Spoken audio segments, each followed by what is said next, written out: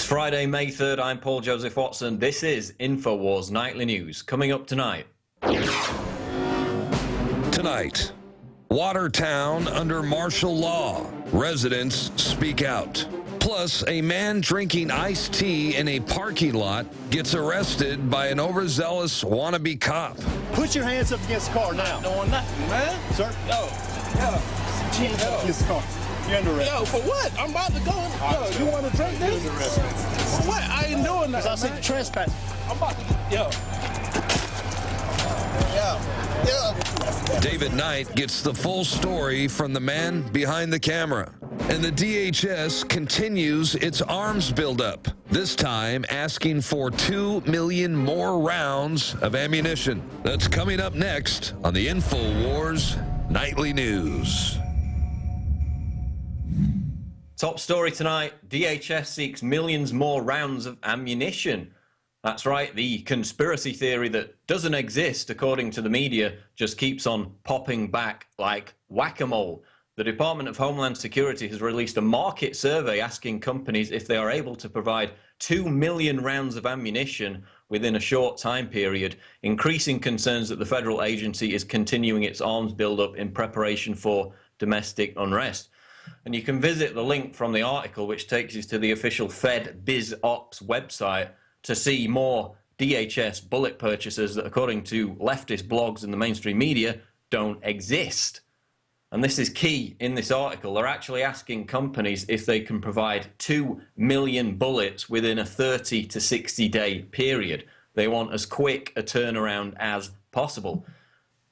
And this actually ties into a previous report that we had, which was an ammunitions manufacturer who called into the Michael Savage show to make the point, and he was selling the bullets to the government, that the DHS is attempting to exhaust ammunition supplies to corner the market as an end run around the Second Amendment by forcing companies via contract to reserve bullets for the federal agency.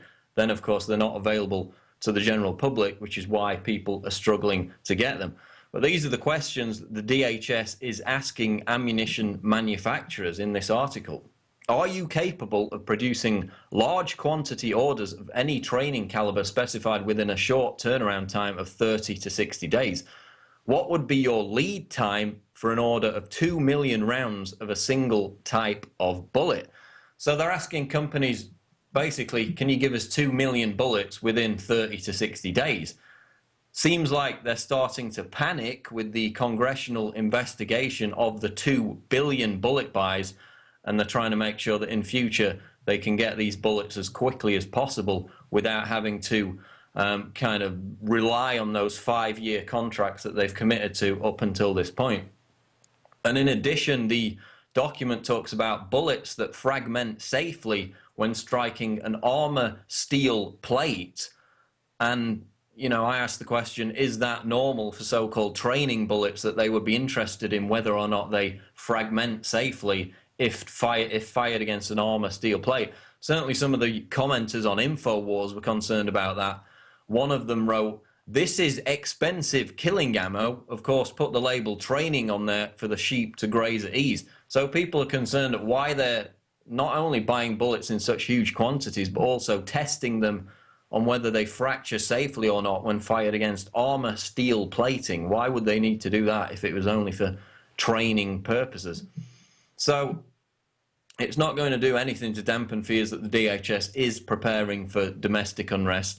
But, you know, if you listen to the leftist blogs and the mainstream media, it's safe to stick your head in the sand. Everything will be hunky-dory if you just pretend that it doesn't exist. They're not buying any bullets. They're for training purposes only. Completely normal, even though they now appear to be engaged in a kind of panic buying process. In regard to the DHS, now we're going to go to a report by Jakari JAckson about a letter from Attorney General Eric Holder threatening Kansas Governor Sam Brownback, who is trying to enforce a pro-Second Amendment law in his state. Let's go to that report now. I'm Jakari JAckson with an Infowars News Bulletin. The article on Infowars.com comes to us from the 10th Amendment Center and reads, Eric Holder threatens Kansas in letter on gun control nullification. On Thursday, Kansas Governor Sam Brownback received a letter from Attorney General Eric Holder threatening action against the state should it enforce SB 102, which Brownback signed into law last month.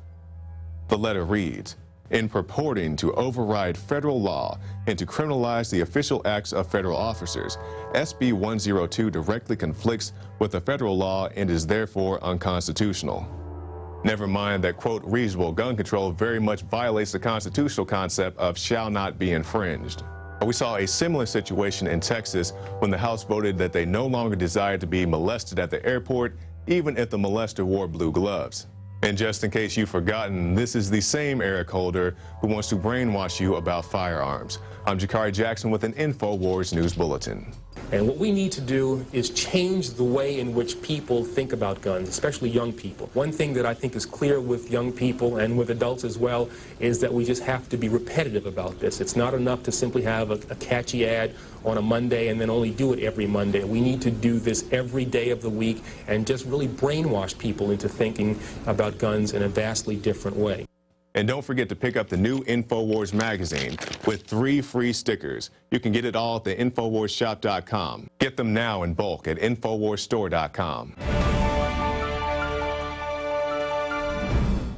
Next story tonight, Rush Limbaugh to be sent to mental hospital under Stasi Snitch Program, ? Given the fact that Palm Beach County Sheriff Rick Bradshaw is set to launch a $1 million program which will encourage Floridians to report on people who, quote, hate government, how long before Palm Beach resident Rush Limbaugh is sent to a Soviet-style mental hospital? And this is, of course, a story we covered yesterday. They're preparing this Stasi-style campaign in Florida, Palm Beach County, directly encouraging people to report on their neighbors if they spout, quote, anti-government rhetoric. And this is the quote from the sheriff. "We want people to call us if the guy down the street says he hates the government." What does it hurt to have somebody knock on a door and ask, hey, is everything okay? Exactly.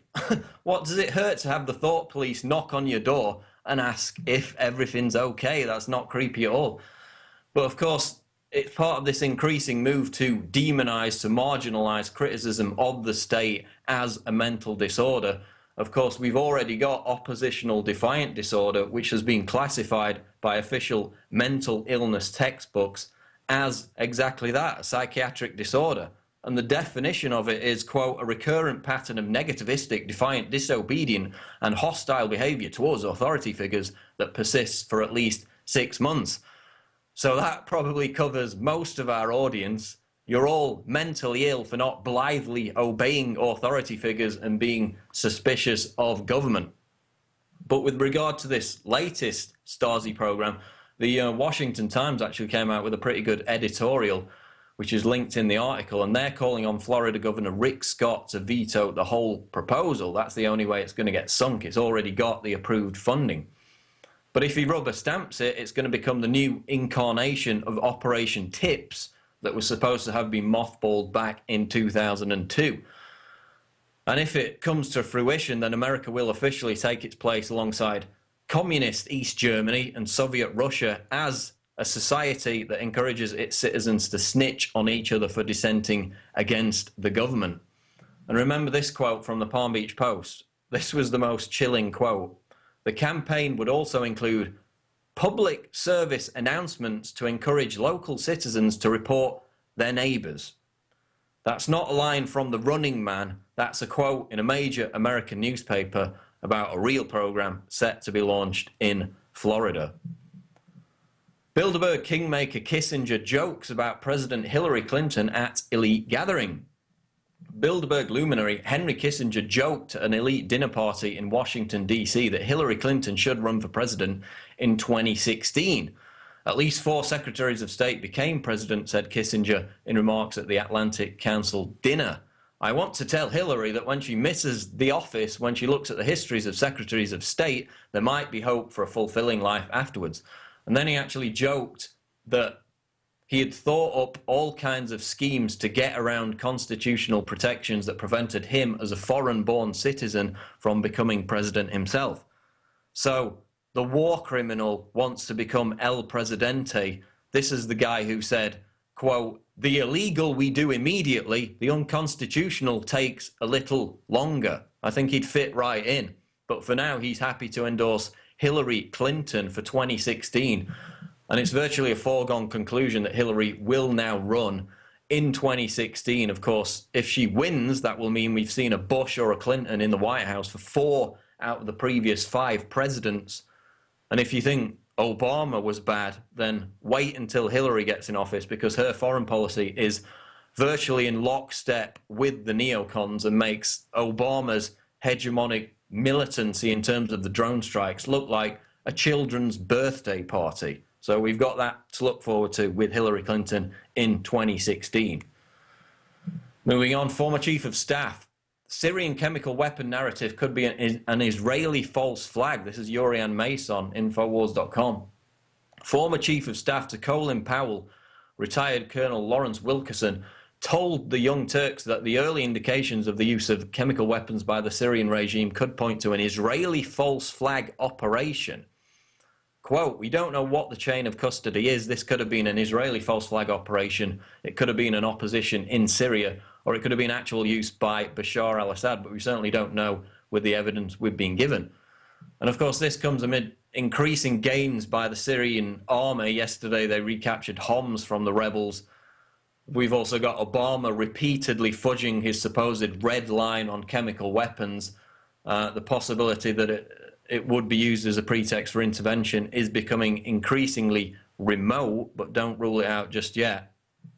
And then, of course, we've got sources inside Syria, including those high up in the chain of command of the FSA itself, saying that Western-backed insurgents have used chemical weapons, albeit on a limited scale, and that those instances are now falsely being blamed on the Syrian government. So we're already seeing false flags on a limited scale, but now Wilkerson is saying that Israel could be preparing to stage such an attack to grease the skids for an intervention.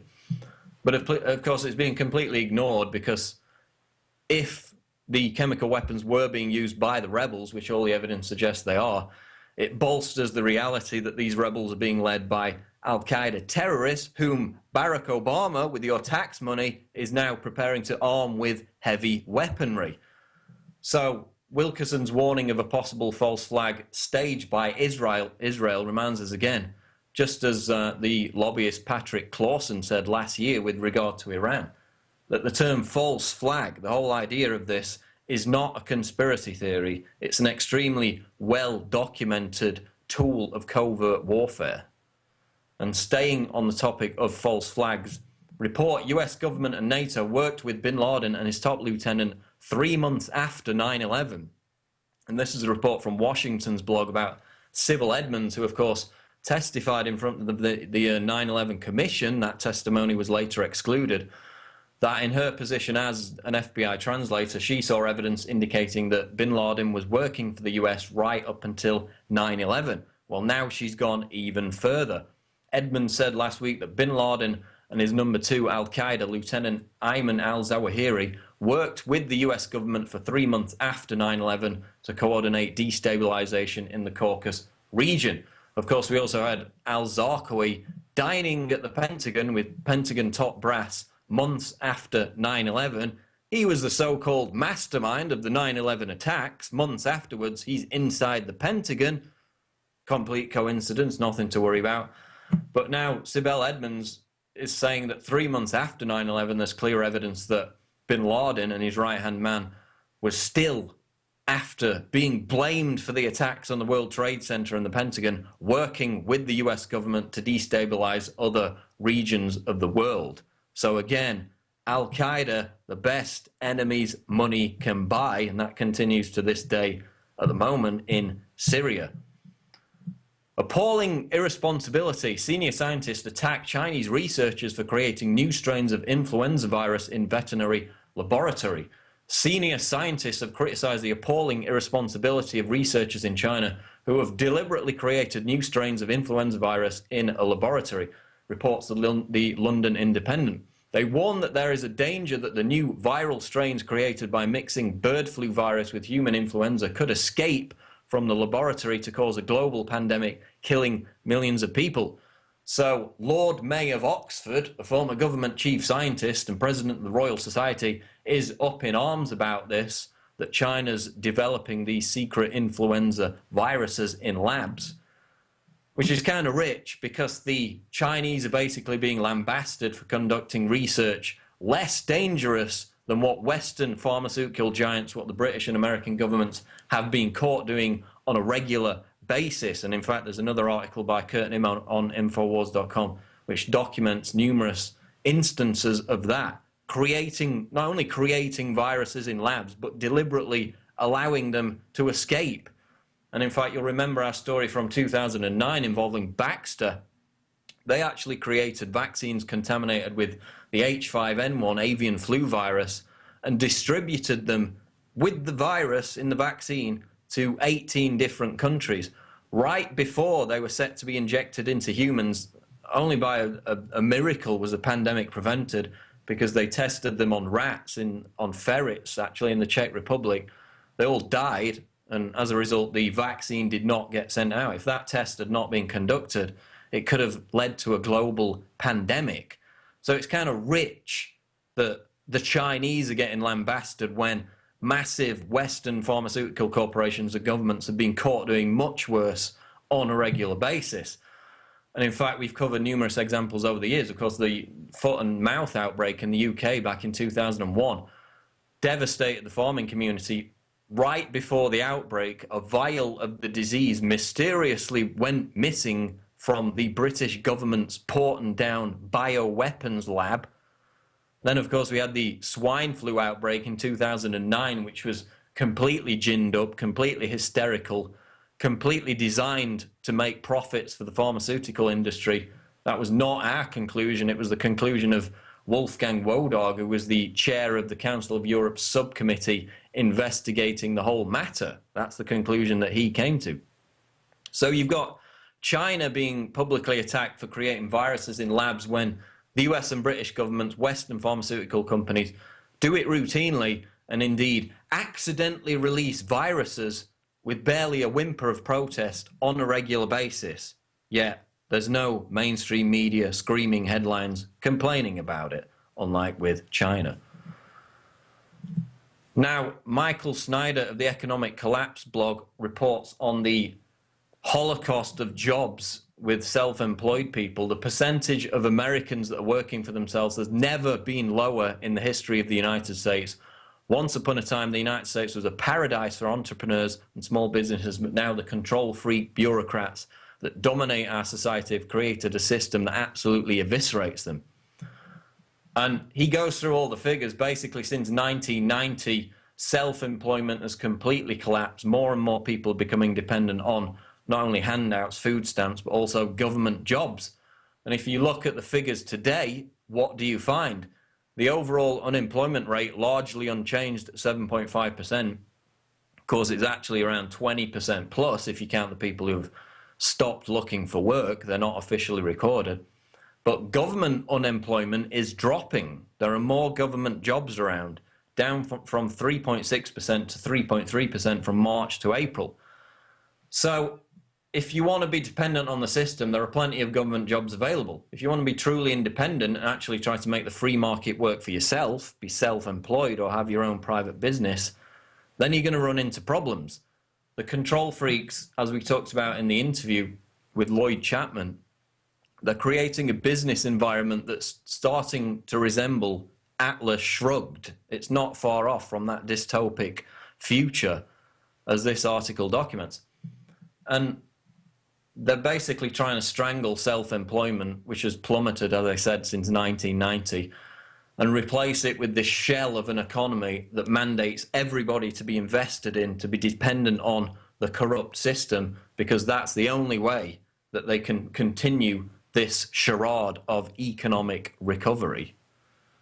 Kurt Nimm reports on Infowars.com, Democrats move to exploit terror watch lists in new attack on Second Amendment. Having failed miserably to reduce the Second Amendment to an endangered species, the gun grabbers are busily working on a new angle, making sure Americans on government terror watch lists cannot purchase firearms. Following the failure of Manchin Toomey in the Senate and the attack in Boston last month, the anti-Second Amendment activist and New York Democrat Carolyn Maloney has led the charge. Appearing on MSNBC earlier this week, Maloney claimed gun laws would have prevented the Boston terror attack, despite the fact that explosives were used in the attack. So, Aurora, Newtown, they failed to take a big enough bite out of the Second Amendment. They're now getting so desperate, they're citing the Boston bombings as a reason for new gun control laws, despite the fact that the clue's in the name, no guns were used in the attack. It was a bombing after all. And even after the supposed shootout with the suspects, during which they yelled, "We didn't do it, chill out," as the cops fired upon them, the younger Sarnev brother who was arrested did not have a firearm during the shootout. And of course, all this relates back to Rahm Emanuel's call for those on terror watch lists to be denied their Second Amendment rights. So they failed to do it legislatively. Now they're citing completely unrelated terror attacks like the Boston bombings in a desperate attempt to again accomplish an end run around the Second Amendment. And these are the same terror watch lists, of course, that ensnare congressmen, people with similar names as alleged terrorists, even people critical of the government. There's over 1 million Americans at the peak of it were on the terror watch list for a variety of ridiculous, erroneous reasons, and now they're citing that. They're trying to implement that as a reason to take away your Second Amendment rights. So it's another end run around the right to keep and bear arms. They can't get it done via Congress, so they're going to be attempting these onerous and discriminatory rules, regulations, and watch lists. They're going to prescribe you as mentally ill. They're going to say you're a terrorist, any way around it to get your rights. On the subject of the Boston bombings and the aftermath, we're going to go to a report with Dan Bidondi on Watertown and the police state that emerged there after the bombings. Let's go to that report. I'm David Knight with Infowars Nightly News. Now, recently, Ron Paul was on the Alex Jones show, and he expressed concern about the way the police conducted themselves. He had some pretty strong language. He called it martial law, and we agree. Governments are supposed to protect our liberties. Once they decide they're going to make us safe, economically and physically safe, they can only do this by taking away our liberties. Those pictures really concern me. That is such a visual image when you see thousands and thousands of troops, and they weren't your local friendly policemen that were involved. I mean, can you imagine all these people being locked? They became prisoners. It was accepted too easily. It was martial law. But Lawrence O'Donnell took exception to that, and he very strongly called Ron Paul a liar repeatedly on his show for what he said about the way the police conducted themselves, going house to house, pointing guns at people in windows in houses, dragging them out of their houses at gunpoint, going down the streets in armored personnel carriers with full police riot gear. Wait, I want to show pictures first, and then I want to show some of the pictures of the Boston police, okay? Look at this. I mean, if this is what you have, why don't you invade a country? Show some of the other ones. I mean, go up to Canada, take their oil. Look at these. These are half-tracks. I don't care what you might want to call it, an urban assault vehicle, but this country is becoming a police state, and it is very troubling to me. We believe that's very excessive. We believe that that is setting a template for martial law to be gradually eased in, and so does Ron Paul. But Lawrence O'Donnell called him a liar. He said from the very beginning to say that this was forced is a lie, that the governor was just simply telling people to shelter in place, and it was a suggestion. Door-to-door armed searches without warrant. Police don't need warrants if property owners welcome them into their homes. Families thrown out of their homes at gunpoint to be searched without probable cause. No guns were pointed at any families. 5 lies. Ron Paul repeats variations on those lies throughout the piece. The shelter-in-place command, those are his words, that's what he calls it. There was no command. What a vile lie. There were no tanks, and there were no police pointing their weapons at innocent citizens. Well, when the government points a gun at you and suggests that you do something, we call that force. And they may call it something else, but they're just playing with semantics. We wanted to add to the pictures that people have already seen, pictures that were already there when Lawrence O'Donnell called Ron Paul a liar. So we sent Dan Bidondi to interview residents and tell us what they experienced during this excessive manhunt. And here are those interviews. This is Dan Bidondi reporting for the Infowars Nightly News. And we're on the corner of Laurel and Dexter, right here in Watertown, Massachusetts. And we're going to go through the neighborhood because it's a neighborhood that was on lockdown. We're going to ask the citizens here what they experienced through this lockdown. Yeah, do you want to describe in your own words your thoughts? I mean, whatever they are, what are your thoughts on the entire procedure that was done? I think it was dealt with way too chaotically than it should have been dealt with. I was walking down Hazel Street and a cop pointed his gun at me, and then they called SWAT in, and then SWAT came and picked me up by a shield, and they threw me in the back of a car and then dropped me off in the middle of Newton. So they dropped you off in the middle of nowhere, and what time of night was that? What time was that, like 5? Yeah, broad daylight. Just dropped me off, took me out of the cuffs and told me to walk. And when they put the cuffs on you, did they read you your Miranda rights? Nope. So you were unlawfully detained from being on public property? Yeah. Hey, during the lockdown, did you get a message from the authorities that there was going to be a lockdown? No, I did not. And did they call it a lockdown or something else? They came here knocking at my door. It was the first person that came here was a woman. She was a policewoman. She was the first contact we had with the police from when everything started. Okay, now did they ask to search your house? They told me they were going to search the house. So they didn't ask you, they just told you? They told me they weren't coming in to search. There was, she didn't do it, actually. There were some people that came later on to do it. Okay. And did they command you to leave your home? They told us we had to leave, yes. And did you comply? No, it's just that I couldn't get everything that I needed to get. I'm a diabetic and I needed medicine, and I had left some of my stuff here, and they wouldn't let me come back to get it. They said they'd call an ambulance. And were they armed? I believe that they were, because the people who walked us out, they had shields, and yeah, they were, yeah. And was you scared at all? Yes, I was, very. Yeah, very. And did you feel that safe being around these police? I did feel safe, and I know they were protecting us, but I also felt scared. I think they were very gruff. And when was the lockdown lifted? Actually, my son came to pick us up at the police station, and we went to his house. It was about 11 o'clock at night. I was calling the Watertown police and the FBI, and no one told me that we could come back in yet. They kept shuffling it back and forth, saying that call the state. State said call Watertown.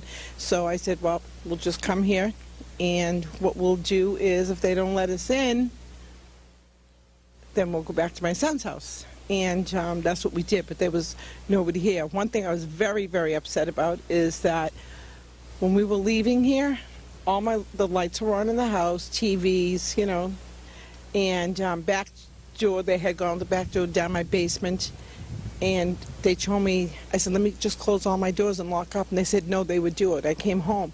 Back door was open. This is hours now later. Back door was open, front door was open, basement door was open, lights were on, TVs were on. No one did anything. So they basically left your house unsecured with the doors wide open while nobody was home? Yes, they did. That bothered me a lot. And you say there's bullet holes in your car here? Yes, this is a bullet hole here. Are they going to shut it out quick? And there's a bullet hole here. It shot out the window on the side there. And in my car, there's a bullet hole, as you can see. I don't know where it is. Maybe it's in the car somewhere. I have no idea. But the back window's blown out and the side window's blown out. Wow, and you said right there in the street is where the guy was shot, right? That's where everything started. There was like the car, the Honda, and the Mercedes, and yeah, that's where it was. And did you witness any of that? Yes, I did, from beginning to end. Could you describe, if you could, describe everything you've seen from beginning? From beginning, my husband thought it was just kids with fireworks. And he opened up the window and asked them not to, because the people downstairs were elderly, and we didn't want to wake them. And someone yelled out, "Close your window and get in." And now I believe it was the cop. At first we didn't know who it was. And all of a sudden there was like crossfire and bombs going off. And so it was quite... And before they shot the man, was the man laying in the street? Not here. Up here at this corner. Oh, at the corner, okay. Yeah, but the shootout started here and worked its way up. Unbelievable. Yeah, it is unbelievable. I can't believe it because I was in Florida when the bombing happened at the marathon. I was worried about my kids, called them up. A friend of ours was traveling back here with us, and her husband was like, maybe we better stay. And my husband was like, what's our chances of this happening at our house? Not even hours later, here we go. There's bullet holes in the house, bullet hole there.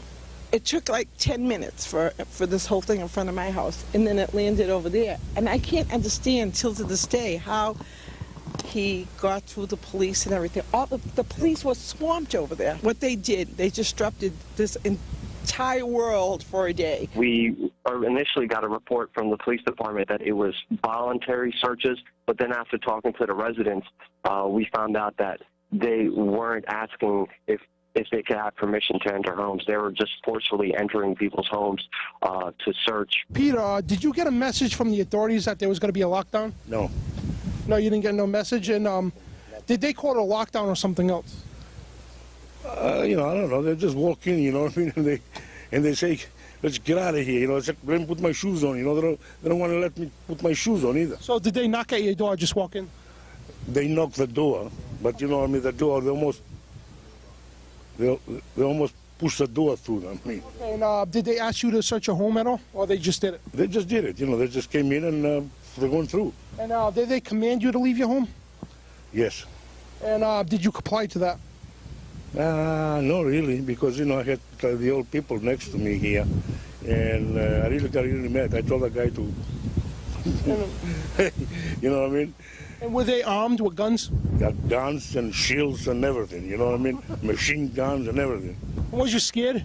I wasn't scared. I didn't care about that, you know. But, you know what I mean, don't tell me to leave my house when you have that one up there and the other one was halfway up the square, and you come here and you tell me, you know, let's search your house, you know what I mean? Come on. I work with you along, you know, but be nice, a little bit nicer. And did you feel safe being around the police? I don't know. I don't know. I was here by myself when the shooting was going on. You know, okay, they were there, but we left, and they say, let's lock the doors. They say, no, we'll take care of it. We'll lock your doors and everything. We came home midnight, and everything was open. And nobody was around here. So they left your house also unsecured and wide open? Exactly. And nobody was around here. What takes anybody? Anybody can walk in. His door was open. The inside door was open. And you had neighbors downstairs, the elderly, right? And did they force them out? Yes. Yes, and not a nice way either, you know what I mean? Like, hurry up. The old man, he wants to put your shoes on. No, come on, you know, the way you are. You know, say, hey, they don't speak English well, you know. Let me take care of it, you know what I mean? But, you know, everything was rush. We're going up the street. They mistreated the elderly then, right? Yes. Unbelievable. Yes, you know, I didn't like that. You know, like I said, they tried to do the job, you know what I mean? No. But on this point here, I got very upset. Okay, Lita, did you get a message ahead of time from the authorities that there was going to be a lockdown? Not that I'm aware of, no. So you didn't hear nothing on TV, radio? Yeah, I heard of something, but nothing personal, no phone calls to the house or anything like that. And did they call it a lockdown or something else? It wasn't necessarily into lockdown, but I heard it from the news, and it said just stay inside your house, something similar.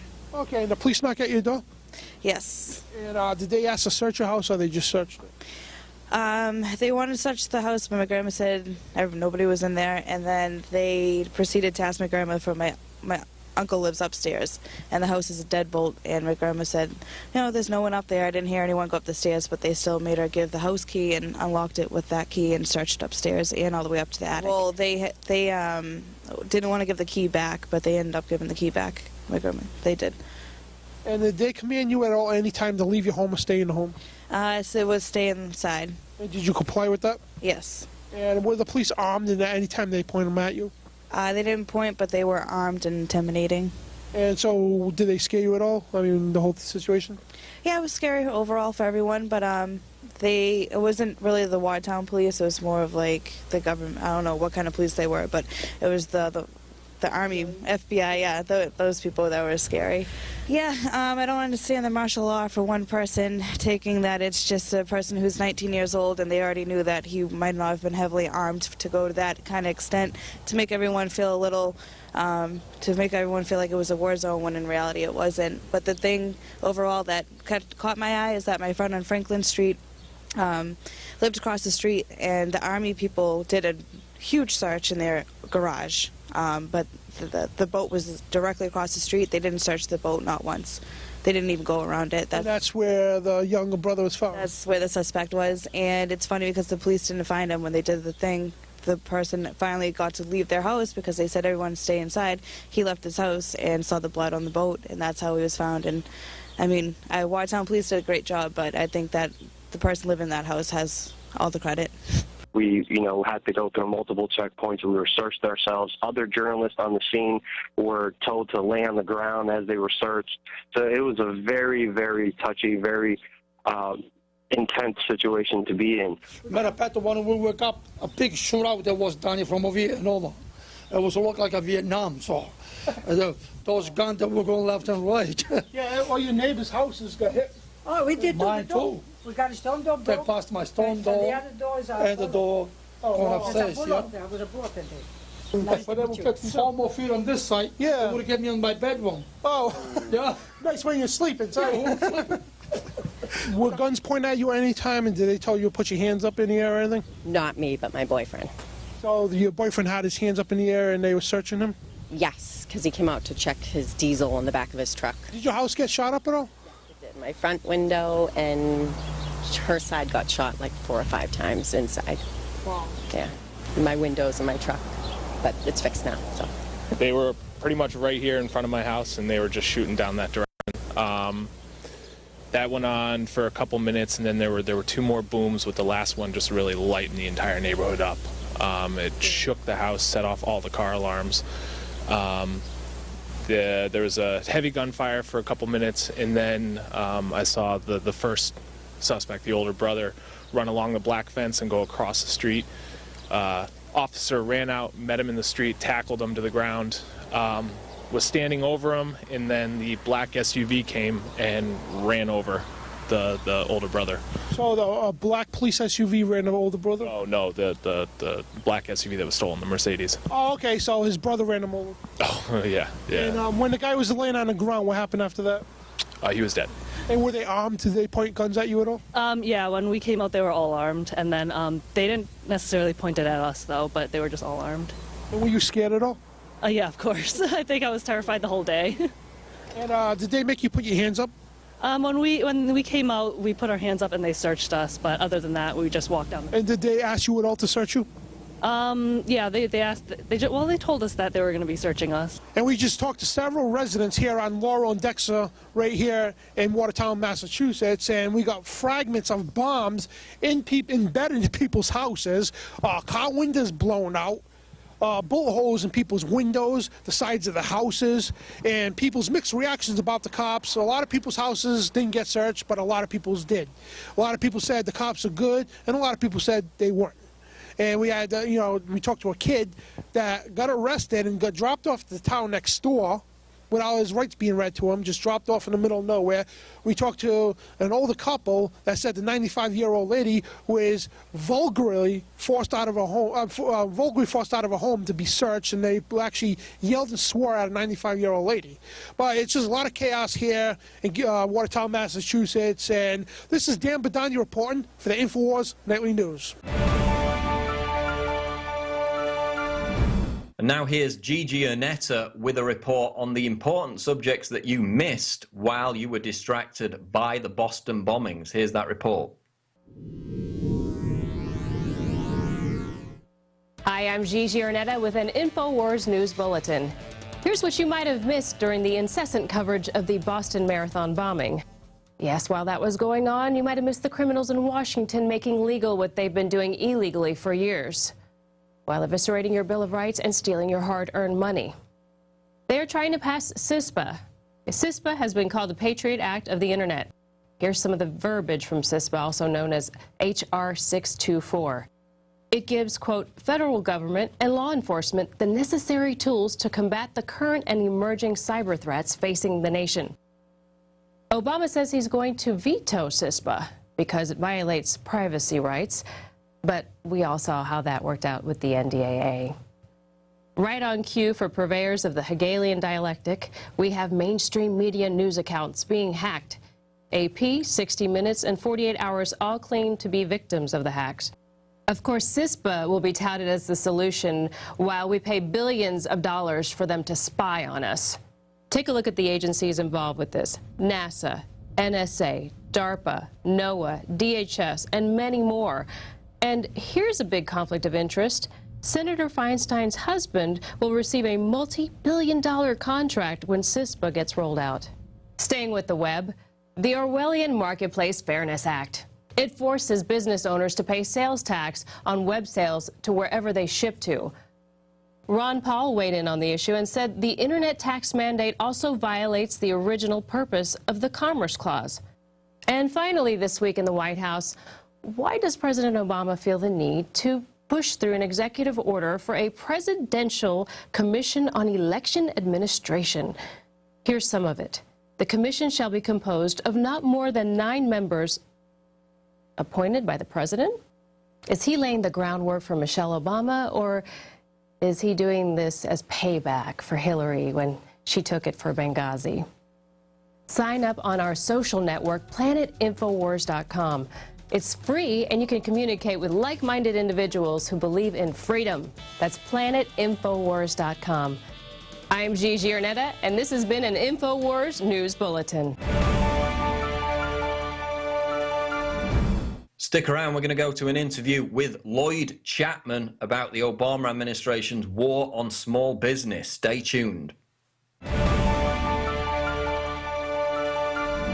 The important thing about the Pro One filter today is that the material we use for removing fluoride and other heavy metals now will remove the latest form of fluoride called hydrofluorosilicic acid.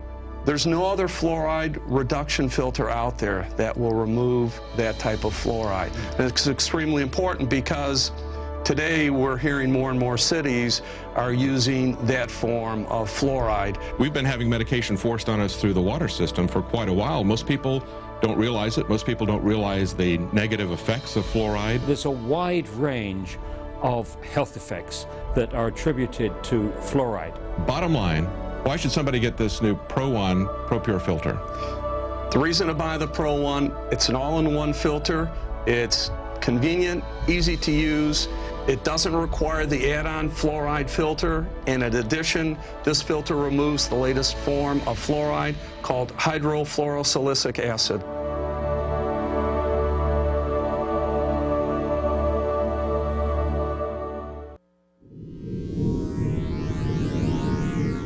I'm Jakari JAckson with an Infowars News Bulletin. Now, it has come to our attention here at Infowars.com that President Obama, during a speech in Mexico, has admitted that Operation Fast and Furious under his jurisdiction is responsible for the gun violence in Mexico.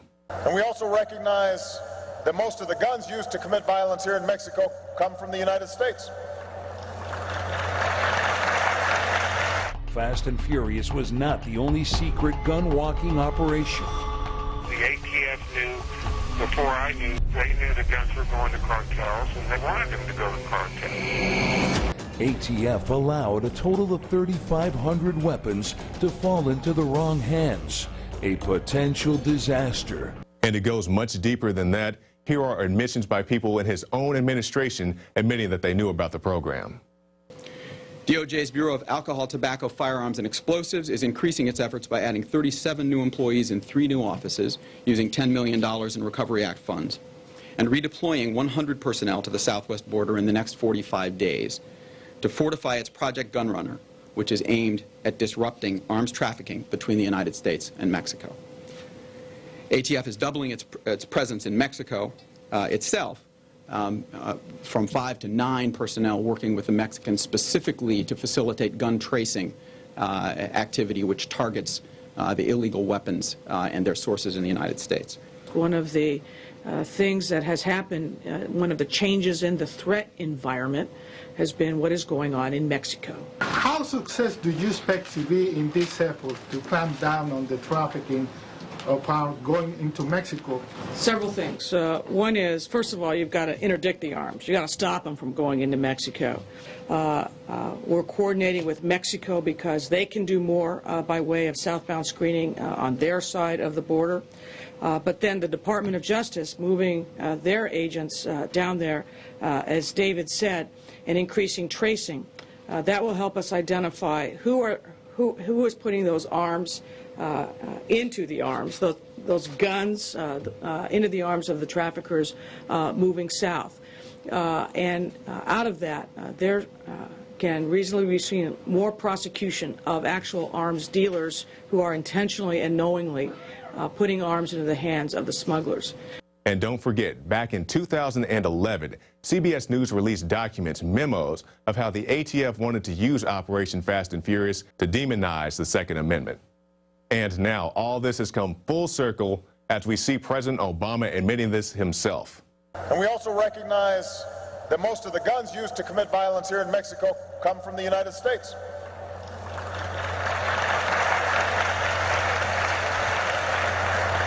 I think many of you know that in America our Constitution guarantees our individual right to bear arms. And as President, I swore an oath to uphold that right, and I always will. But at the same time, as I've said in the United States, I will continue to do everything in my power to pass common sense reforms that keep guns out of the hands of criminals and dangerous people that can save lives here in Mexico and back home in the United States. It's the right thing to do. People will be held accountable for the mistakes that were made in Fast and Furious. We see yet another, yes, I said another, false flag operation carried out by a government. And if you desire to learn more about false flags, go to the Infowars shop and pick up a copy of Terror Storm. I'm Jakari JAckson, and this has been an Infowars News Bulletin.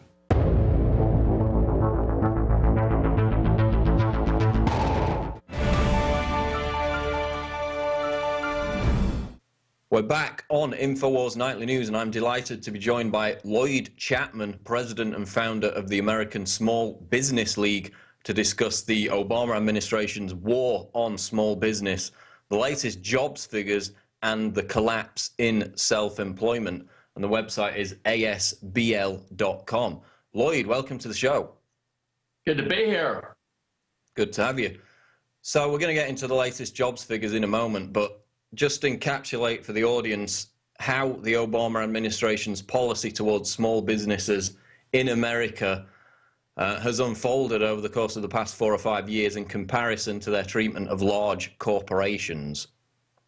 Well, I think a good example is the most recent budget he put out. During his 10-minute budget speech, he mentioned jobs 14 times. According to the U.S. Census Bureau, small businesses are responsible for over 90% of the net new jobs in America. So he cut the Small Business Administration budget by 12%, while he raised the Commerce Department's budget by 34%. And the Commerce Department is the federal agency that pushes, Fortune 500 firms. So I think the U.S. Census Bureau data is probably correct. If it's correct, it means that Fortune 500 firms are responsible for less than 10% of the jobs. Small business over 90. He cut the small business budget and boosted the big business, Commerce Department budget. And that's typical. In fact, when you say Obama's war on small business, a lot of people, don't believe that. And I always say you need to quit listening to what he says and start watching what he does. And today, the budget of the Small Business Administration is less than what it was when Ronald Reagan was president. And when you look at Obama's policies, he's had very anti-small business policies. And these are just the facts. You can look at the reports like the one you're talking about. And he's one of the most anti-small business presidents, that I've ever seen. Now, we've got the job figures out today. Of course, we know the real unemployment figures never see the light of day because they don't count the people that have actually stopped looking for work. But there's much, hollering and high-fiving over these new numbers today. government jobs are on the rise, as they have been over the past several months. But Lloyd, the same can't be said for self-employment and small business, can it?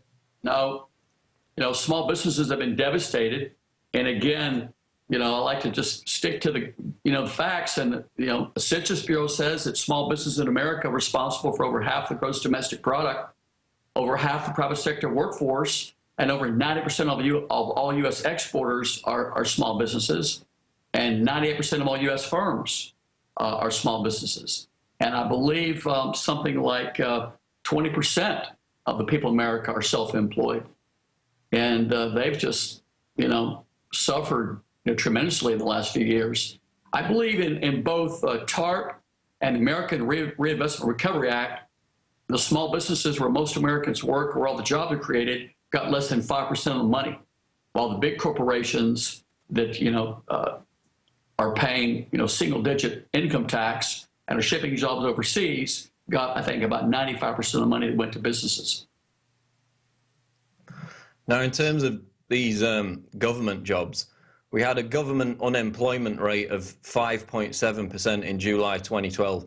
That's now come down to 3.3%. So a lot of these new jobs that are being created as the economic recovery is hailed are government jobs. They're not self-employment. They're not small business.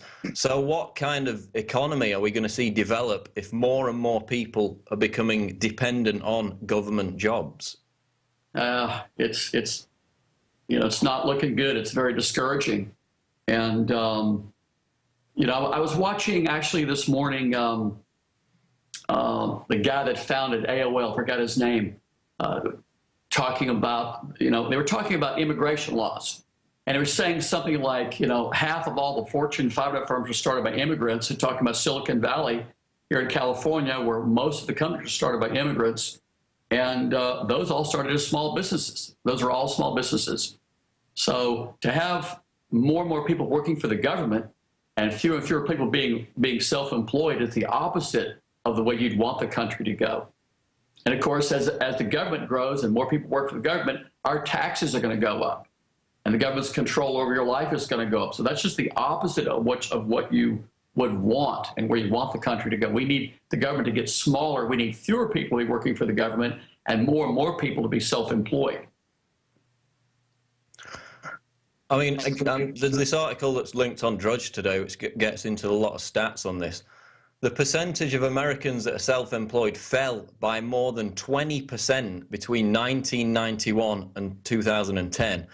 And as a share of the population, the percentage of new entrepreneurs and business owners dropped by a staggering 53% between 1977 and 2010. So why are we seeing this staggering decline in small businesses and self-employed people in America?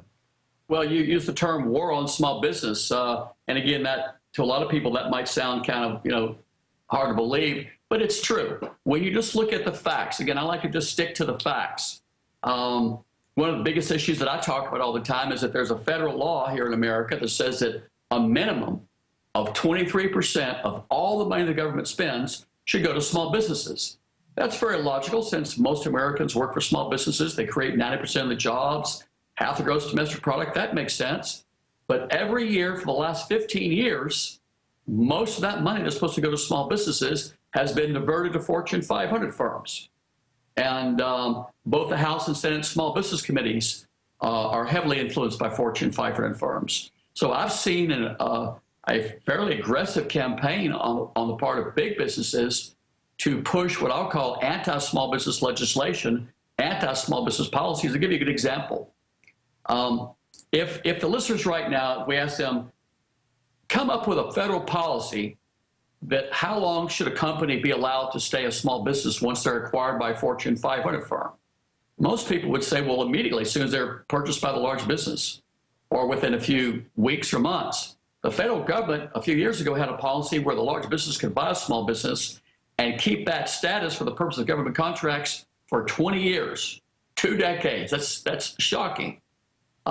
Today, it's still 5 years. And when you look at America again, the Small Business Administration is the only agency in this country to help out the 28 million small businesses where most Americans work, again, where 90% of the jobs are created. And that agency has a minuscule budget of around, I think, $750 million, and now Obama's going to cut that. So just look at the facts, and you'll see that the government has a clear pattern of adopting anti-small business policies, anti-small business legislation, and you can see it in the economy, and these statistics, clearly reflect it. But the Small Business Administration should have a budget that's probably, $25 billion, not the $750 million that they're trying to keep their doors open with. But it's very unfortunate. Mainstream media won't talk about this. I was watching CNN today, and if you watch any of the major cable news channels, the ads are all about small businesses. I've heard this one commercial so many times I've got it memorized. Guys, I don't have a small business, I've got a fast business. And all the commercials talk about small businesses, but you never hear network news or cable news mention small businesses. It's almost like it's against their rules or something like that. But no matter what happens to small businesses, they will never mention it. Now, running parallel to this, what we've described as a war on small businesses, is the Obama administration's war on energy independence in America, which seems to be a completely deliberate program to shut down energy independence in America, of course, with Obama threatening bankruptcy to anyone who tries to open a coal-fired plant. Do you think, in regard to small business as well, is this bumbling incompetency, or do we have a deliberate statist agenda to literally wreck the American dream? And why are they so pernicious in their agenda to do that, if that's the case? Well, it's certainly not incompetence. It's certainly by design. Nothing the government does is through incompetence. It's all done very strategically by very smart people. And basically, I think it's the oil and gas industry is pushing that. They're against anything other than gasoline and oil. Again, when you can't get stories about this on the news. If people will watch these cable news channels, you'll notice that the American Petroleum Institute has back-to-back ads on all these cable channels all day long. They've got tremendous influence in the mainstream media and in the government.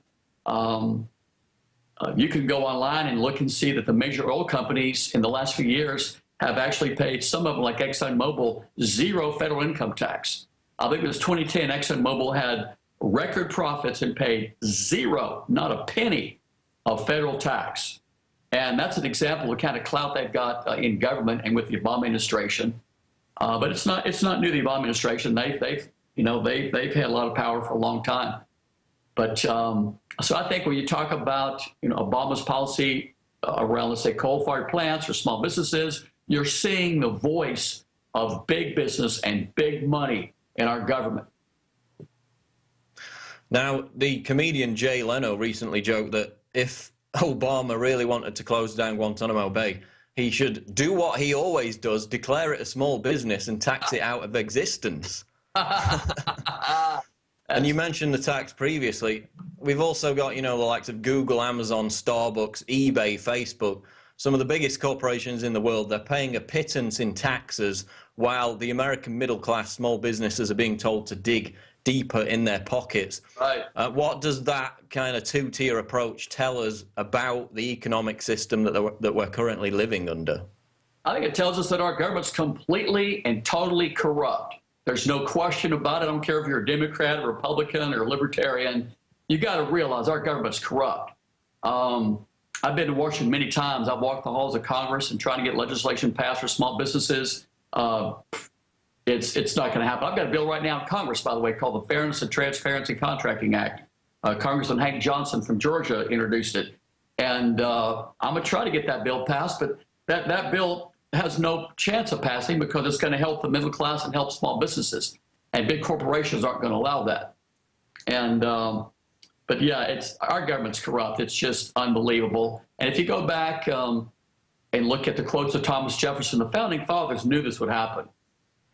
They knew it. I think Thomas Jefferson said something like that banking institutions are a bigger threat to our liberties than standing armies. And Eisenhower talked about the power of the growing military-industrial, complex. He warned about that. So, what people like Eisenhower and even Thomas Jefferson talked about, we're seeing it today. The power of the financial industry, the pharmaceutical industry, the oil and gas industry, the defense industry. They run our government, and it's not going to turn out well. It's just not going to turn out well. And I think the government knows that, by the way. I'm sure Alex has done this story. In fact, I think I saw him talking about it, about Homeland Security buying 2 billion rounds of hollow point bullets and 7,000 automatic weapons and 2,700 urban assault vehicles, to be used here domestically. And so they know that something's going to happen. They suspect that people are going to get tired of this stuff and start protesting. So I think they're getting ready for it because they know that the people are not going to put up with this stuff, for much longer.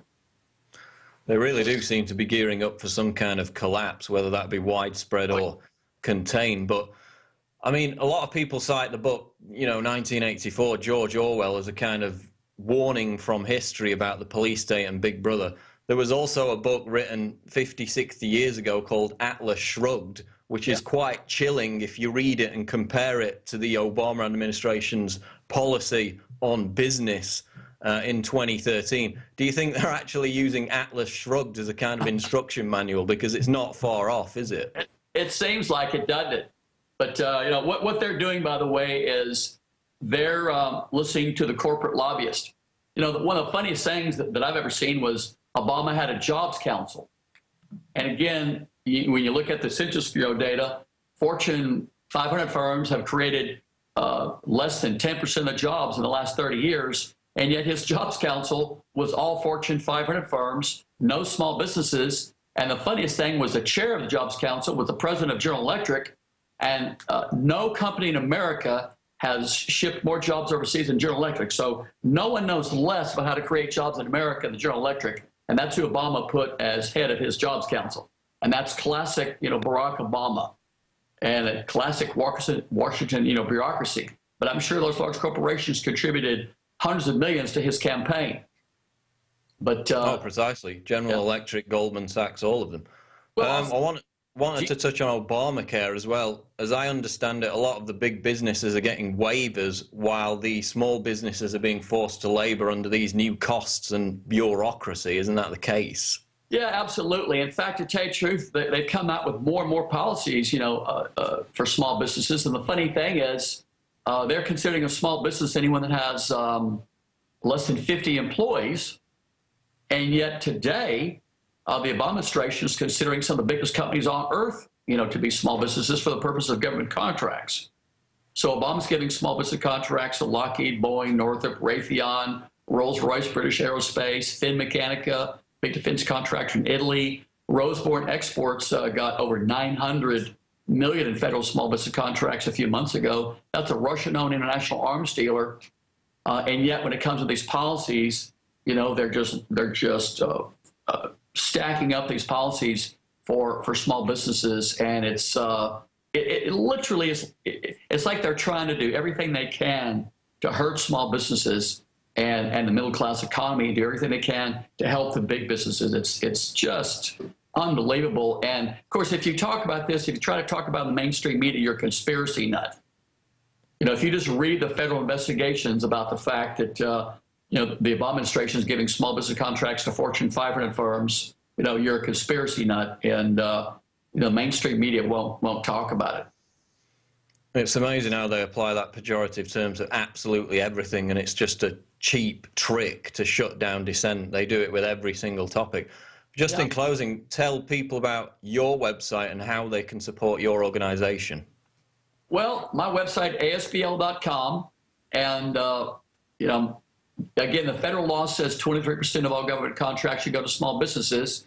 And I've been fighting the government for over a decade to simply get them to quit giving small businesses to Fortune 500 firms. I would imagine about 99% of all Americans agree with me. So I think people should call their congressman and tell their congressman to support the Fairness and Transparency in Contracting Act, which will simply stop the government from giving small business contracts to Fortune 500 firms in the U.S. and some of the biggest companies around the world. That'll direct more existing infrastructure spending into the middle class, and I think create more jobs than any economic stimulus program that's ever been proposed. It's also free, no new taxes, no new spending. So we're just trying to help out small business and help the middle class here, and I have to tell you, it's an uphill battle with the Obama administration, with the mainstream media. So we'll appreciate any help people will give us in that. Okay, we're going to leave it there for now. Lloyd Chapman, president and founder of the American Small Business League. Thanks for joining us on Infowars Nightly News. Thanks for having me. Thank you. Stick around after the break. David Knight in studio interviews the two men arrested for drinking iced tea in a parking lot. Stay tuned.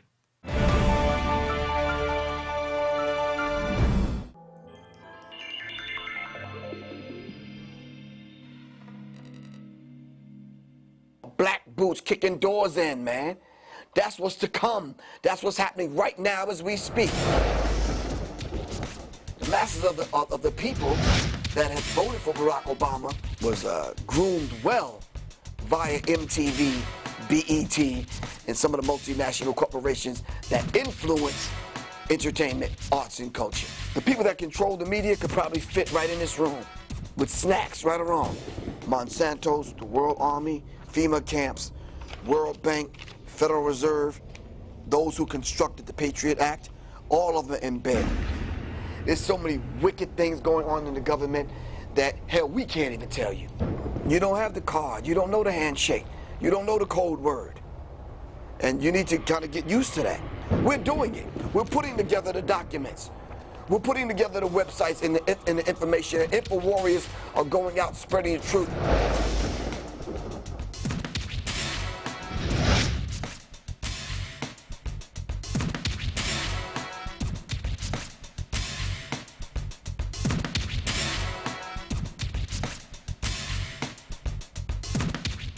I'm Darren McBreen, and these are some of the new items that are available now at InfoWarsShop.com. Alert the public to Obama's blatant abuse of power with the new Obama t-shirt. Obama's Joker face on the front and come and take it on the back. It's time to publicly call him out for what he is, a tyrant. Defend the Second Amendment with our top seller Come and Take It t-shirts. And look at that, women's cut tank tops and t-shirts now available. Nice hat. Plus the Don't Tread on Me flag. And now you can become a micro distributor of the InfoWars magazine. Plus, get your own copy delivered right to your door each and every month.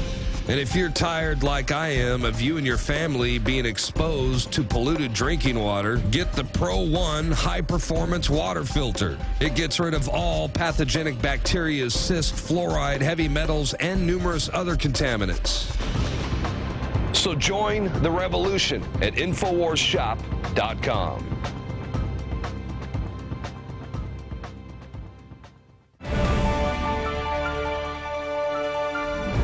Well, imagine you're in a parking lot and you're drinking iced tea, and some person who's not in a uniform and doesn't show you his badge comes up and demands to know what you're drinking. And when you speak back to this individual, you're arrested for resisting arrest. That's right. Drinking tea shouldn't be a crime, should it? Well, this is a kind of Kafka-esque situation that we've got coming up here. There was a rapper, his name is Xstrav, and we've got him here. He was just filming a music video, and as they finished the rap on it, they went over to an ABC store in North Carolina and were about to get something else to drink, but they had just gotten out of the car when this incident happened. A terrible miscarriage of justice. He's now facing charges that are much more serious than if he had been drinking alcohol in the parking lot of the building that sells alcohol. But again, it sounds like something out of Franz Kafka's novel, The Castle. It is a really bizarre situation. But we've got Xstrav on the line right now. Let's talk to him and get a little bit of what it feels like to be in his shoes. Xstrav? Welcome, Xstrav. Sorry about what happened to you. Tell us a little bit about what led up to that, and actually tell us what your charges are at this point. Right now, they charge me with trespassing in the second degree and resisting arrest. Trespassing in the second degree. What's the theory behind you trespassing? That was a public parking lot, wasn't it? Exactly, so I have no clue. Wow. And so you resisted arrest because he wanted to arrest you for drinking tea, right? I guess so, sir. Wow. Well, tell us a little bit about it. We spoke to Tino Brown, the fellow who was doing the filming for your music video, and who also filmed the incident and put it up on the internet. And he explained to us this afternoon when we talked on the radio, and then we had an interview with him earlier, which we're going to play after your interview. And he told us from his perspective, but tell us from what it was like for you to have this happen to you from a first-person standpoint. Oh, this was horrible. It was a horrible situation. I wouldn't want nobody to go through the situation I went through. It just started off as something innocent. Like, I was really about to go into the store. I was just waiting for some people to come in just to get some bottles of alcohol or whatever. We just had a video that same day, just finished shooting. And I guess Tino was just getting some more footage. You know, I hopped out the car, playing around with my Arizona, just saying, y'all caught me with the Arizona can drinking. There was no alcohol in there at all. It was a juice. You know what I'm saying? And pretty much you see what happened right after that. Yeah, we saw that on the video. It's just amazing. And it just absolutely makes no sense, except that we've seen this pattern over and over again with police officers or some other bureaucrat going above and beyond what there is reasonable for the execution of their job, and then not backing down on it, but just doubling down when you call them on it. That seems to be what happened here. Is that how you would characterize it? Exactly. Yeah. I'll put it in the same words. They abuse authority and is looked at like it's okay. Exactly. And like you told me before, like we talked before, it's becoming an epidemic. I didn't do anything wrong. I didn't deserve that. I served my country for about 7 years in the military. But fought for our country. I did a bunch of things for our country just to get treated like I'm some kind of, come on now, like I'm a thug. But he judged me off what I was wearing pretty much. That's what it felt like. You know, when I spoke to Tino Brown, who took the video, we were talking about how this kind of thing is happening. It isn't a North Carolina thing. It's not an alcohol thing. This is something that we're seeing happening to people everywhere over all different types of issues. And I think one of the reasons that we see this continually happening and getting more and more absurd in the extreme is because people that do this sort of thing, that are working for the government, never get any kind of discipline for this. They never face charges for this. They never lose their job because of this.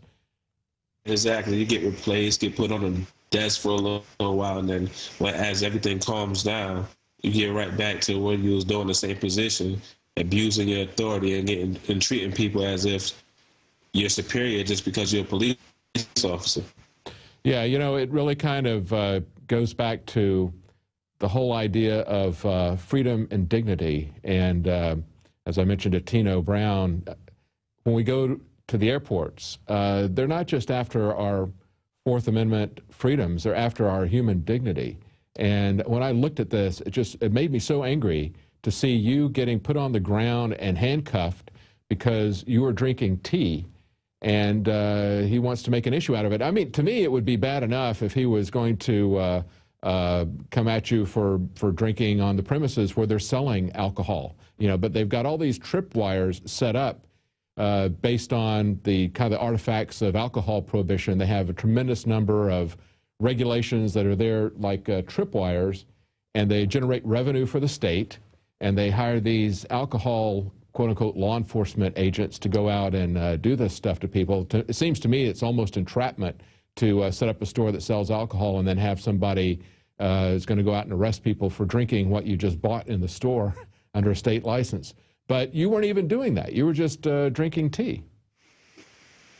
Exactly. I believe it was, as you can see in the video, I just think he was completely abusing his authority. After he realized there was no alcohol in the can, he wasn't even worried about the can anymore. Because at first, you see, he was worried about what I was drinking. He said, "Let me see it." I let him see it. I guess he was mad I didn't put it in his hand. He never asked to smell it. He was close enough to smell me. If I had alcohol in my breath, he would have smelled it.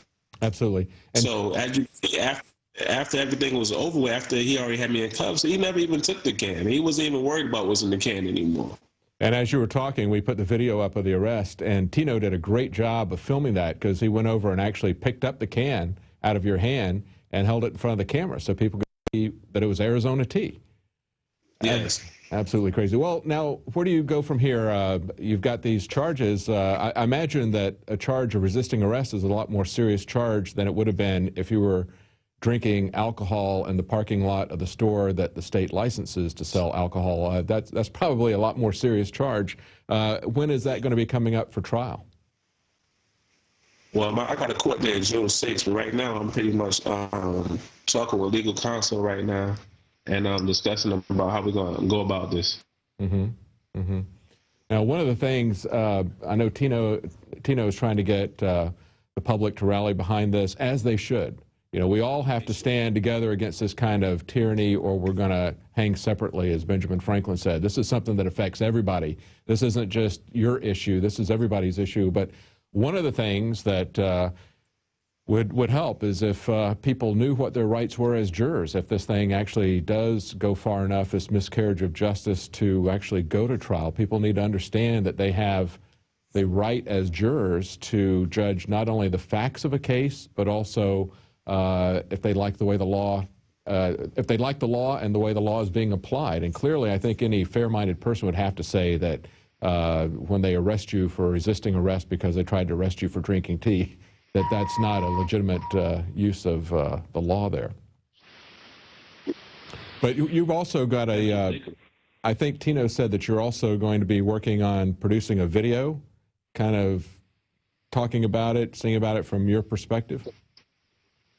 Yes. I'm in the process of doing the song right now, and just talking about it from my perspective, just being the voice of this situation right now. I just try to do something positive about the situation right here, because it's like I said, this is ridiculous, it's embarrassing. Nobody should have to get put through this. That would be a very positive way to turn this bad incident into something that would be good, because, you know, I think people can look at this video, they can see you in the music video, and that'll kind of strike home with them more than if we just talk in an abstract way about individual rights and the Constitution and the Bill of Rights. When they see what happens when those rights are abused, I think that's really going to strike home with people. Me too. And so when you get that done, let us know, because we really want to do a follow-up article on that and help it to get some more exposure. I think next day or so. What's that?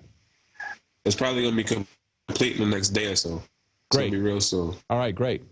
Well, keep us informed, and sorry about what you're going through, and let's hope that, like you said, you can turn this into something positive. I definitely will, and I appreciate talking to you. All right, thank you. Bye-bye.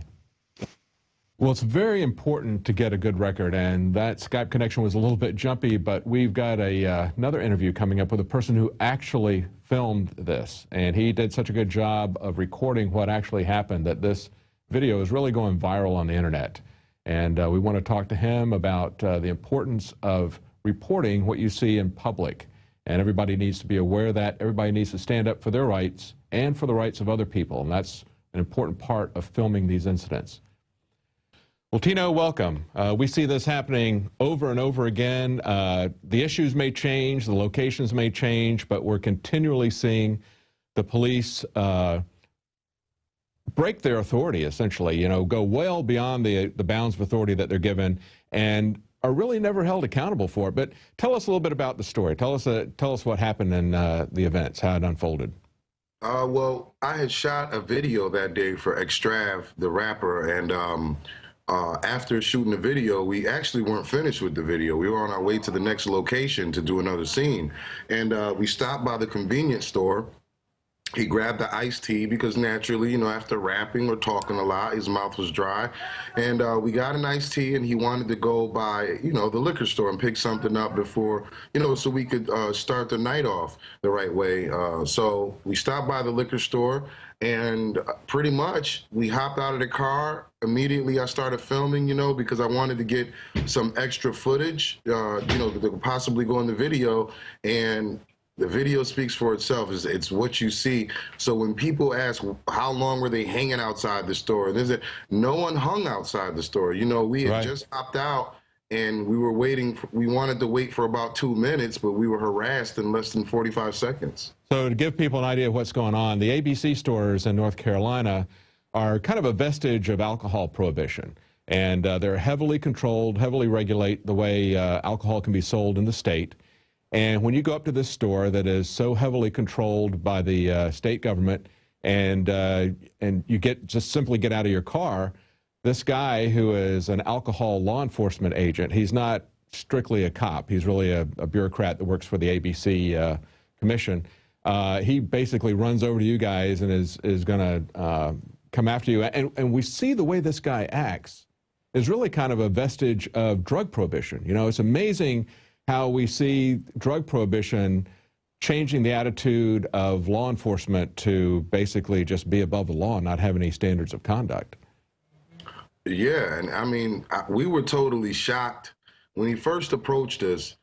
Like anyone would assume by watching the video, no one knew who he was. He wasn't in cop's clothing. He didn't show a badge until he actually arrested him. He flashed it at that, and I still don't know if it was just a security badge, and you know, I don't know if it was an official police badge, but we were startled. It's like, okay, who are you coming to demand to smell my iced tea?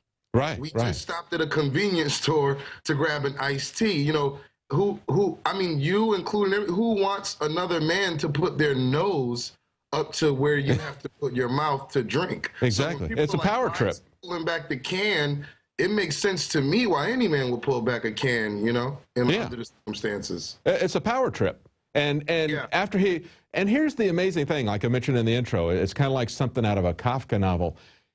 You know, your friend is arrested. He tries to arrest your friend for drinking tea. Now, that's not a crime, okay? And when he resists being arrested for drinking tea, then he is charged for resisting arrest, which is a very serious crime, probably a much more serious crime than if he had been drinking on the premises. You know, and what's the deal about drinking on the premises where they've licensed somebody to sell alcohol? Is that they have a million little rules and tripwires to get people, and this guy is just basically hanging out to get fines on people and generate revenue for the government and trip people up on all these little regulations that they've got. And he didn't expect, I guess he was kind of embarrassed that your friend just had a tea and not any alcohol. Yeah, he really felt embarrassed that he was wrong. But he wouldn't admit it. Yeah, he couldn't admit it. So instead of him saying, hey, you know what, I was wrong, it's sweet tea, I had a bad day, I've had bad experiences today, you guys go in, get your drinks, have a good time, be sure you don't hang around.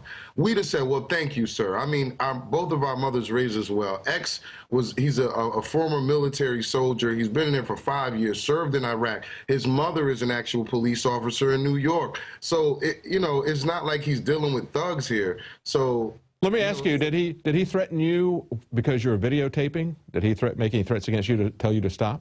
Well, no, he didn't tell me to stop, because I do know if someone asks you to stop videotaping them, you know, from what I've read, it's, you know, you have to stop videotaping them unless it's an actual crime being committed. And, you know, either way. Well, no, actually, that's not true. They've tried to do that over and over again. And in Illinois, they actually made a law that said for each incident it was 15 years, and they got one guy for 5 instances. They were going to try to set him up for 75 years. It's been struck down repeatedly over and over again by courts. You have a right, everyone has a right to film the police in public going about their duty. There is no expectation of privacy.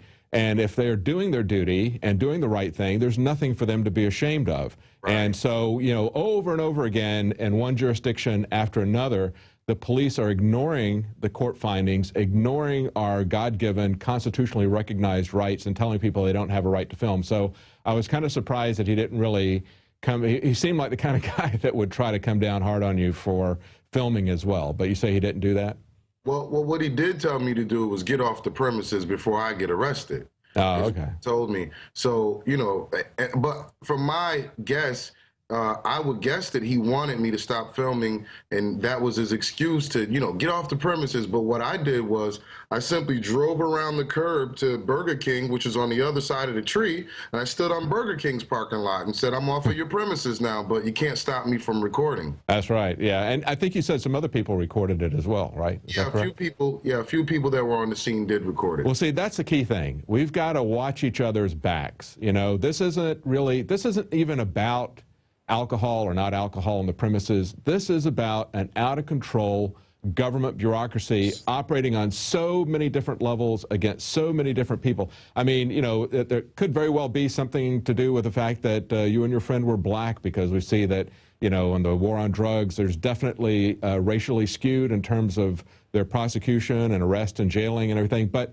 this is something that affects everybody. And this isn't something that is about North Carolina or about their liquor laws or about black versus white or old versus young or anything. Everybody's got to be concerned about this, because they're doing this over and over again on all different types of issues. And the big tool that we've got is what you did, and that is filming and putting it on the internet.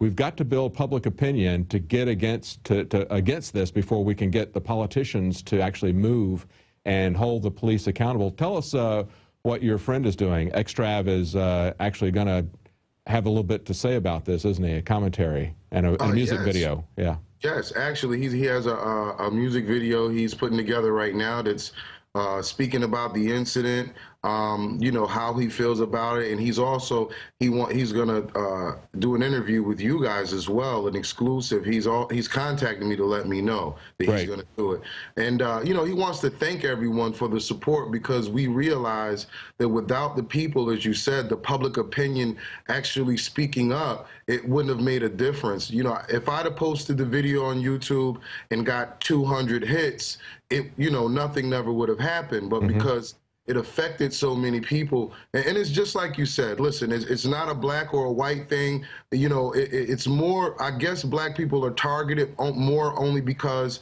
they feel like we're the easier target based on finances, and he probably doesn't have a lawyer, you know, and things like that. It's easier to prosecute. But the truth of the matter is, it's happening to everyone. Absolutely. And if they feel you're an easy target, whether you're black, white, Hispanic, Asian, it's going to happen to you unless, you know, until you actually take a stand to record it and do something about it.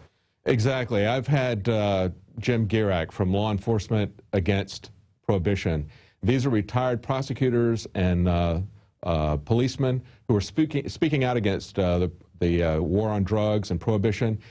And basically, it's a corrupting thing. You know, it corrupts the police, it corrupts the prosecutors. When they can prey on the helpless in society, it's just a matter of time before they start coming after the people who aren't quite as helpless, until they start coming after everybody. And if we don't check them on this, if we don't pull this back, it is something that affects everybody. And even if it isn't affecting you now, even if you're not going to jail because of marijuana, because you don't use marijuana or something, you still have to pay the taxes to put these people in jail. And there's still a big business going on. It builds the police forces. They're making lots of money by the property they confiscate. And there's a huge prison industry that has a very big lobby that is trying to get this stuff going. And that's one of the reasons why they pick on the poor and the helpless, because they know they can get them in their prison system and they can make a lot of money. They can make $50,000 plus each year on every person they put in prison. So they've got a real perverse incentive to do this sort of thing. And then on the other hand,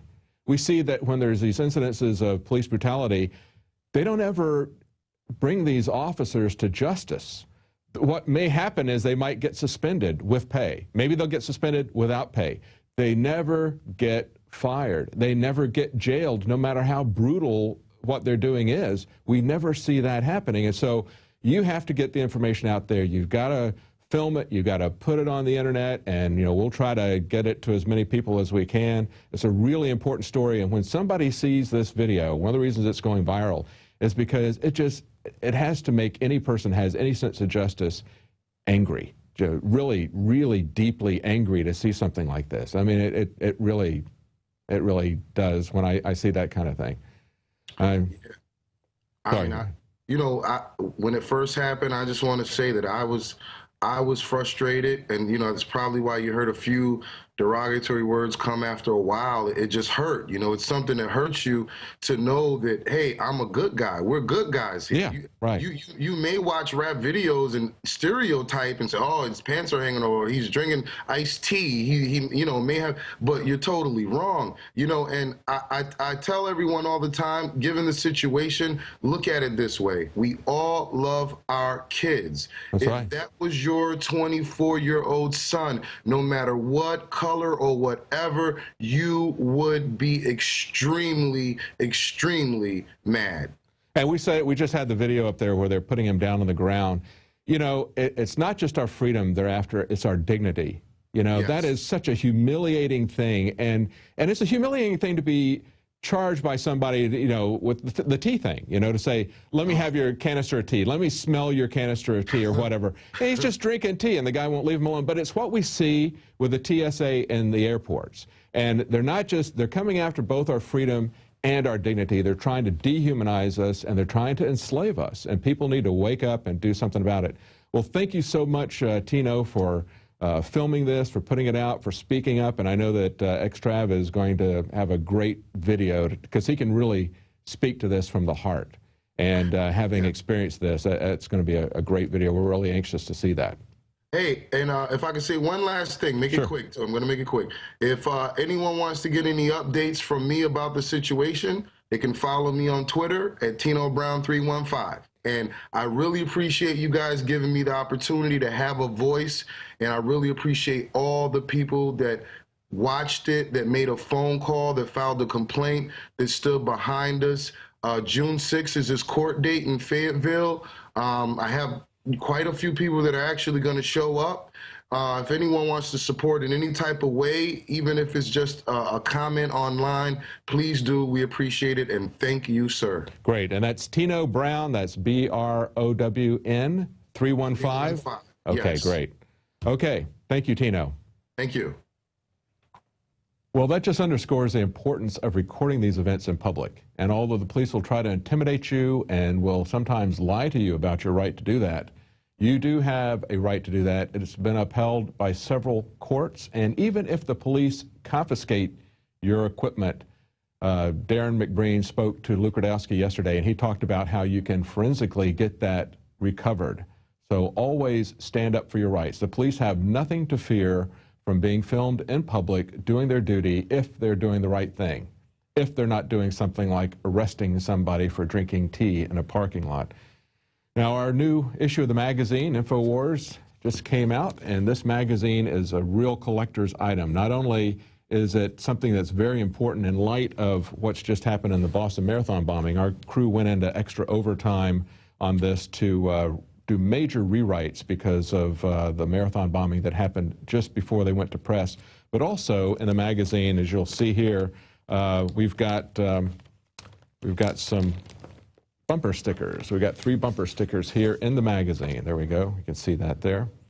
And, you know, one of the things I like about Alex is when the government tries to intimidate him and tell him that he can't put bumper stickers on the car and park them in Austin, or you've got the LA government trying to fine him because somebody put a bumper sticker somewhere of Infowars, like they don't do that with Obama all the time, everywhere. When those types of things happen, Alex doubles down, because if you don't stand up for your freedoms, just like we were talking about videotaping, if you don't stand up for your freedoms, you lose them. You lose them by intimidation. You lose them by not exercising them. So get this issue. It's a wonderful collector's issue, and it's got bumper stickers that you can put in legal, lawful places, and you can figure out where that is yourself. But it's also a collector's item. This is all about false flags, and they did a great job of putting the history of false flags in there, so it's a great piece to help people wake up. Also, please consider getting a subscription to Prison Planet TV. Just one subscription will allow you to share that with up to 10 other people simultaneously. The cost of the subscription helps to pay for our bandwidth and to help to fund our operation here. Well, that's it for tonight. We'll see you again on Monday at 7 Central, 8 p.m. Eastern.